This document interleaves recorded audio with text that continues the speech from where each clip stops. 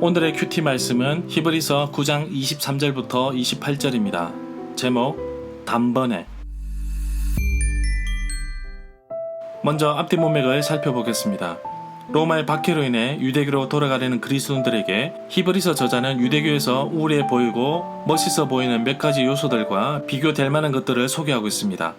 사람이 뽑아 세운 레위지파 출신 대제사장들도 지성소에 1년에 한 차례만 들어가지만 자기 죄를 위하여 백성들의 죄를 위하여 속죄제를 드려야만 했습니다. 이 땅에 세워진 성막, 성소는 하늘에 있는 성막의 모델하우스에 불과합니다. 영원하시고 완전하신 예수 그리스도는 우리의 대제사장이 되셔서 영원히 깨지지 않은 새 언약을 주셔서 임시적인 성소가 아닌 영원한 우리 마음속에 새겨 주시겠다고 하십니다. 성막에는 한계가 있기 마련입니다. 유대교의 제사에 화려하고 웅장한 성전마저 그리워하지만 성전의 예배만으로는 구원을 이룰 수가 없습니다. 1년 가운데 364일은 막혀있는 지성소입니다. 매일 반복되는 동물 제물을 통해 죄값을 치르지만 마음속까지 깨끗하게 씻어주지는 못합니다. 그래서 성막에는 한계가 있고 새로운 것이 필요하였던 것입니다. 이 깨어진 옛 언약에 머물러 있으려고 하지만 이미 교회 안에 새로운 언약이 있습니다. 히브리서 저자는 9장 11절에서 더 좋은 것들이라는 단어를 사용하였습니다. 예수님께서 단번에 지성소에 들어가셔서 단번에 인류의 죄를 깨끗하게 하셨습니다. 새 언약으로 시작된 예수님은 이제는 깨뜨리지 못하는 새 언약으로 시작하셨는데 이것은 예수님께서 십자가에 죽으심으로 시작되었습니다. 이에 대해 히브리서 저자는 매년 백성들의 죄를 속죄하기 위하여 반복해서 드렸던 속죄 제사이지만 예수님의 십자가는 단 한 번으로 모든 죄악을 깨끗하게 씻어냈다고 말하고 있습니다. 문단을 나눠보겠습니다. 23절부터 28절은 그리스도의 죽음으로 죄가 깨끗해졌습니다. 23절에 보면 이 땅의 성소는 사람이 만들었고 참 성소의 그림자에 불과합니다. 그래서 하늘에 있는 참 성소에는 더 좋은 제물이 필요했는데 결국 이 땅의 모든 것은 그림자 같은 모형에 불과하다는 것을 말하고 있습니다. 이 구절의 하반절에 하늘에 있는 그것들은 이런 것들보다 더 좋은 제물로 할지니라 라고 나옵니다. 이것은 아마도 그들을 거룩히 구별하여 사용하려는 의도를 보여주고 있다고 볼 수 있습니다. 그렇다고 해서 부정한 것을 씻으려는 의도는 아닌 것으로 보고 있습니다.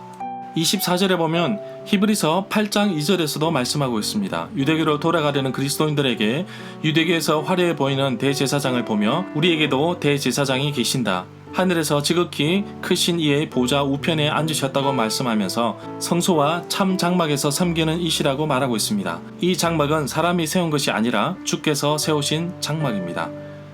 24절 하반절에 이제 우리를 위하여 하나님 앞에 나타나시고 라고 되어 있는데 그리스도의 사역은 땅 위에서 그를 따르는 자들의 유익을 위하여 하늘에서 계속되고 있습니다.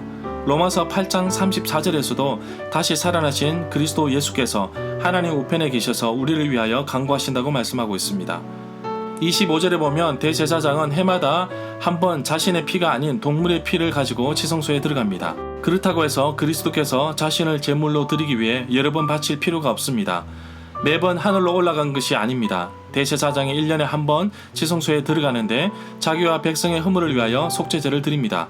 그러나 예수님께서는 단번에 자기 몸을 제물로 드리셨기 때문에 우리도 예수의 피를 힘입어 성소에 들어갈 담력을 얻었습니다. 26절에 보면 염소와 송아지 피로 하지 아니하시고 오직 자기 피로 영원한 속죄를 이루셨습니다. 그리고 단번에 성소에 들어가셨습니다.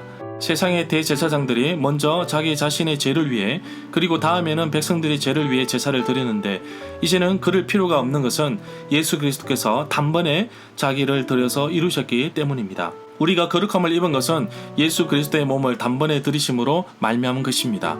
베드로전서 3장 18절 상반절에서 그리스도께서 단번에 죄를 위하여 죽으사 의인으로서 불의한 자를 대신하셨으니 이는 우리를 하나님 앞으로 인도하려 하심이라고 하였습니다.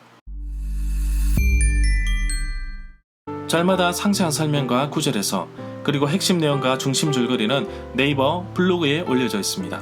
내게 주시는 교훈입니다. 예수의 피를 힘입어 성소에 나갈 담력을 얻게 됨을 감사드립니다. 매번마다 희생의 제물이 아닌 단 한 번에 자기 몸을 희생시켜 구원을 이루신 예수님의 헌신에 감사드립니다. 그리고 그 예수님께서 다시 오실 것을 기대하며 살아가게 하심을 감사드립니다.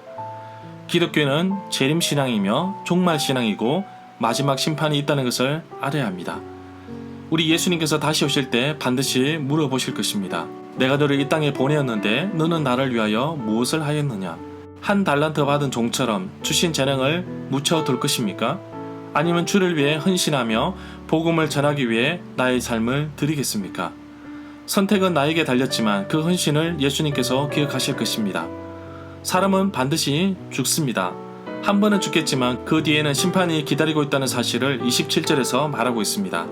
나는 그 심판에 대해서 얼마나 준비하고 있는가요? 심판이 잘못된 것을 지적하는 의미보다는 나를 이 땅에 청지기로 보내었으니 주인께서 오셔서 나에게 맡기신 것을 결산하신다는 의미로 받아들일 수 있을 것입니다. 내가 가진 물질과 시간과 재능과 은사는 내 것이 아니라 하나님께서 나에게 맡기신 것입니다. 나는 청지기에 불과합니다. 주인 되신 하나님께서 반드시 물어보실 것입니다. 내가 준 재능과 시간과 은사와 물질을 어디에 사용하였느냐? 심판의 자리에서 영혼을 구원하고 사람을 살리는 일에 제가 기꺼이 헌신하며 드렸습니다. 라는 아름다운 고백이 있었으면 좋겠습니다. 예수 그리스도의 보혈의 피가 모든 죄를 씻는 능력이 있음을 믿습니다. 히브리서 저자는 이 부분을 강조하고 있습니다. 예수님께서 들으신 값진 보혈로 나의 삶이 정결케 되고 나의 죄를 대속하게 하신 것에 감사드리며 마지막 예수님이 다시 심판주로 오실 것인데 정말 고대하는 마음으로 기다립니다. 내가 붙잡고 있는 예수 그리스도는 이 세상에서 바라보는 모형이 아닌 참 실체이며 온전한 구원의 주님이심을 기억하며 그림자를 붙잡고 사는 인생이 아닌 실제인 예수 그리스도를 붙잡고 살아가는 하루가 되기를 간절히 소망합니다.